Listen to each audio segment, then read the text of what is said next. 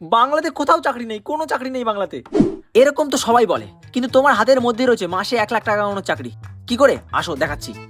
প্রথমত ফেসবুকে গিয়ে এমন একটা ছেলে বা মেয়ের ফ্রেন্ড রিকোয়েস্ট করছো যে স্যুট বুট পরে ল্যাপটপ নিয়ে বসে আছে এইভাবে। হ্যালো, হ্যাঁ তোমার 25 লাখ টাকা চেকটা ঢুকেছে তো?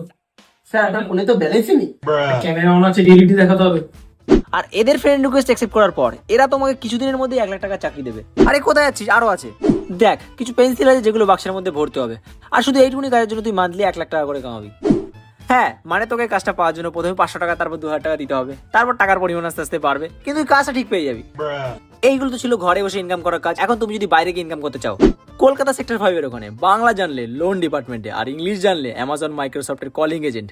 কি করতে হবে? ওই যে Hello sir, I am from Microsoft. Do you need any help? Sir, I can do blowjob also. Hello ma'am, আপনার কি লোন লাগবে? প্রসেসিং ফি দিলেই আপনার লোন অ্যাপ্রুভ হয়ে যাবে। বাংলার এই মেন জবগুলোর মধ্যে তুমি কি করবে সেটা তোমার উপর। ভাই তুই কমেডি বাদ দিয়ে এখন এসব বানাবি? ঠিক আছে, সার্কাজম উইথ অ্যাওয়ারনেসের ভিডিওটা এটাই লাস্ট। রেসপন্স ভালো না আসলে